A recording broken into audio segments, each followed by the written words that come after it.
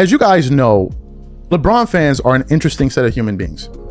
These people will come on the internet talking about black power this, black power that, the black people this, the black people that. Do you hating on a black man? Why don't you love the black man? All of this mumbo jumbo that they normally do. Meanwhile, they are the fan base that has torn down more black athletes than any other fan base in NBA history. LeBron fans have. They've done it to all the greats, teammates that he's played with. And an amazing part is they trash all of his teammates and diminish them and then uplift Scottie Pippen. The conversation around LeBron James just keeps getting louder, and depending on who you ask, the reaction couldn't be more different. If you listen to some media personalities and the most passionate LeBron supporters, you'd think the Lakers franchise is about to collapse simply because LeBron is no longer wearing purple and gold. According to that narrative, the Lakers are supposed to be devastated. Their championship hopes are supposedly over. The fan base is expected to be heartbroken, and the organization is allegedly headed for years of mediocrity. But here's the question. Is that actually what Lakers fans are saying? Charles Barkley calls out LeBron for stacking teams. And they begin to kind of like push back on it because that's what ESPN does anyway. But then it comes to Jay Williams, who's a former player. And Jay Williams now begins to push back. And in the process of doing this, he does what every LeBron fan does. Diminish all of the great players that he's played with. And oh, by the way, if some of you are unaware of this stat, I want to share it with you quickly because it's going to absolutely floor you when you see this. And I posted this on my Instagram account just last night. And I want to show it to you. This is from Full Court PH, right? Full Court PH. Because from everything I've been seeing, the answer is no. Instead of panic, many Lakers fans seem excited. Instead of sadness, they're talking about the future. Instead of worrying about replacing one superstar, they're discussing what the next version of the Lakers could become. And that's where this entire debate gets interesting. For years, LeBron James has been one of the greatest players in basketball history. His resume speaks for itself. Multiple championships, MVP awards, all-star appearances, historic scoring records. Nobody can erase what he's accomplished. But every era eventually comes to an end. Every franchise eventually reaches a point where it has to decide whether to keep chasing the present or begin building the future. The Lakers appear to have made that decision. My feeling on this, because there is a cottage industry in criticizing LeBron. This is not meant to refer to Charles Barkley or any of those people. I'm talking more about just the general reaction online. I don't know. I've been doing this 30 years. The thing most people complain about is that the people just do things for money. They just do things for all these reasons. LeBron James took as little money as he could. Now, he's a billionaire. No one has to worry about it. But he didn't do this because he maximized the money he could get. He did it because he chose the place he has the best chance to win. I think that's what we want our athletes to want to do. He's telling you winning is the most important thing for me. I think that's what we as fans want the athletes to want first and foremost. So personally, look, I understand some people just have it in for him. They're going to criticize him no matter what he does. Fine. God bless you. Whether you agree with it or not is another conversation. Now, one article that's been making the rounds argues that the Lakers actually became a better team after moving on from LeBron. That's a bold statement, and naturally, it immediately sparked heated reactions online. LeBron fans were furious. Lakers fans, on the other hand, were saying, let's see what happens. The reasoning behind the article isn't necessarily that LeBron suddenly forgot how to play basketball. Far from it. The argument is about roster construction. Basketball isn't just about collecting famous names. It's about fit. It's about chemistry. It's about balance. It's about putting together a roster where every player complements the others. But outside of that, I think this was a decision that is quite easy to support, regardless of which team you like. Go ahead, Jay. I just feel like we're talking about Bron, Monica, and Wendy like he's 28 years old. The dude is 41 years old. 41 years old. My back hurts when I get up in the morning, okay? It's just like he's still doing this at 41 years old. And even though he's 41, about to turn 42, LeBron James still unlocks his team in ways that nobody else can. So just to prove Wendy's point, maybe the case in Miami is fine, but it still took LeBron to unlock that for D Wade and Chris Bosh, who couldn't get over the hump without him. That's all I'm going to say. For years, one criticism of the Lakers has been that they lacked consistent interior defense and athleticism around the rim. Adding a younger defensive center completely changes that identity. Instead of relying on outscoring opponents every night, the Lakers could become a team built around defense, rebounding, and transition basketball. That's not an insult toward LeBron. That's simply acknowledging that different rosters require different strengths. The NBA has always worked this way. Sometimes a roster gets younger. Sometimes it gets faster. Sometimes it sacrifices superstar power in exchange for better overall balance. History is full of championship teams that weren't necessarily the most talented on paper. They were simply the best fitting groups.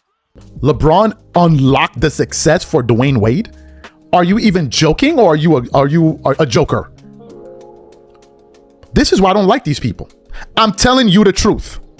They will be the same ones on the internet talking about tearing down a black man. They're all full of shit. All of them. They don't give a black man, and all the only black man they care about is LeBron. The second one they care about is Bronny James. And if you don't fall into that group of people, they don't give a damn about you. They will throw you under the bus quick, fast. Look at what they did to Kyrie Irving. Look at what his fan base did, and look at what he did. And that's what many Lakers fans believe could happen. Another point that keeps coming up is age. Nobody is questioning LeBron's greatness. But Father Time remains undefeated. As players enter their 40s, organizations naturally begin planning for what's next. That's not disrespect. That's responsible management. Every front office has to think beyond one season. If you're building a franchise that wants to compete for the next 5 or 6 years, youth becomes incredibly valuable. Young players recover faster. They generally have more energy over an 82-game season. They can develop alongside one another. They also give coaches more flexibility. Again, this isn't saying younger automatically means better. It simply means the timeline changes. And perhaps that's exactly what the Lakers wanted. Another interesting aspect of this conversation is how differently both fan bases are reacting. Media narratives often suggest Lakers fans are devastated. But scroll through social media. Listen to sports radio. If you can't call out the big names, the ones with actual pull, spare me with all of this nonsense. This is LeBron fans for you. And last time I checked, Dwayne Wade is a black man. But he ain't get spared in the process. He didn't. LeBron fans will do and say anything to defend their king. They have no shame. They have no limits. They have no boundaries. They will say anything to defend him. And this is just the latest example of it. Read fan discussions. Many Lakers supporters are saying something completely different. They're excited about seeing a new identity. They're ready to watch a team built around fresh talent. They're curious to see what the coaching staff can accomplish without constantly designing every possession around one superstar. That's not hate. That's curiosity. Sports fans naturally become excited whenever their team enters a new chapter. At the same time, LeBron supporters believe people are underestimating what he'll bring to his next team. And honestly, that's understandable too. He spent over 2 decades proving doubters wrong. Every time people predicted his decline, he found another way to produce elite numbers. So it's fair for fans to believe he'll continue competing at a high level. But basketball isn't played on social media. It's played on the court. That's where every prediction gets tested. No amount of debating online changes what eventually happens once the season begins. And that's why this upcoming season feels so fascinating. Both sides believe they're right. It is absolutely disgusting. It's deplorable. And if I'm Dwayne Wade, I'm saying something. I'm going to be like, yo, pump the brakes. He did what? Unlock the success. Is Zay Williams aware that they didn't even, Jerry Colangelo didn't even want LeBron on the dream team, on the Redeem team? Is he aware of that? Is he aware that they thought he was so immature that they had to make Jason Kidd his chaperone? Are you aware of that? They didn't even want him on the Redeem team. LeBron supporters believe he'll remind everyone why he's still one of the league's elite players. Many Lakers fans believe the franchise will look more balanced, more energetic, and perhaps even more dangerous over the course of an entire season. Some people think both can be true. LeBron can continue playing excellent basketball, while the Lakers simultaneously become a better overall team because of improved roster balance. Those ideas aren't mutually exclusive. Now let's talk about chemistry, because it's probably the most underrated factor in basketball. Talent wins games. Chemistry wins championships.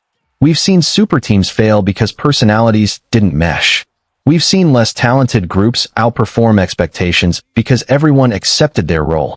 If every player understands exactly what's expected of them, the entire system becomes smoother. Ball movement improves. Defensive communication improves. Effort becomes more consistent. Confidence grows. Those are things that statistics don't always capture. That's why some analysts believe this Lakers roster could surprise people. Not because it necessarily has more star power, but because every piece might fit together more naturally. Of course, none of this guarantees success. The Western Conference remains incredibly competitive. Every season brings injuries. Young players develop unexpectedly. Veterans decline unexpectedly. Trades happen. Nothing is guaranteed. That's exactly why making bold predictions in July often looks silly by April. Still, fans are going to debate. That's part of sports. Some people already believe the Lakers are headed toward a top 4 finish in the West. Others think they'll struggle without LeBron's leadership and experience. Only one side will eventually be proven correct. Or maybe the truth ends up somewhere in the middle. Another storyline to watch is how expectations affect both teams. Whenever LeBron joins a franchise, expectations immediately skyrocket. Anything short of a deep playoff run becomes viewed as disappointment. That's simply the standard he's created throughout his legendary career. Pressure follows greatness. Meanwhile, the Lakers may actually benefit from lower expectations.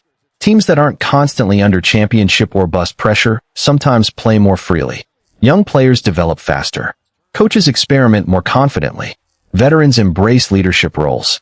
That environment can create surprises. And that's exactly what many Lakers supporters are hoping for. Ultimately, this debate isn't really about disrespecting LeBron James. It's about recognizing that franchises eventually evolve. Magic Johnson's era ended. Shaquille O'Neal's era ended. Kobe Bryant's era ended. Every Lakers legend eventually passed the torch. That's simply how sports work. The logo remains. The franchise continues. New stars emerge. New rivalries begin. New championship dreams replace old ones. Whether this new chapter becomes successful remains to be seen. But one thing is certain. The Lakers aren't acting like an organization that's mourning the past. They're acting like a franchise focused on the future. And that's exactly why this upcoming season might be one of the most interesting in years. Will LeBron prove everyone wrong once again? Will the Lakers' younger roster exceed expectations? Will chemistry matter more than superstar reputation? Those questions won't be answered by headlines. They won't be answered by debates on television. And they definitely won't be answered in the comment section. They'll be answered where they always are, on the basketball court. So what do you think? Did the Lakers make the right decision by moving in a new direction? Or will they regret letting one of the greatest players in NBA history leave? Let me know your thoughts down below. If you enjoyed today's discussion, make sure to like the video, subscribe to the channel, and turn on notifications so you never miss the latest NBA news, analysis, and debates. Thanks for watching, and I'll see you in the next one.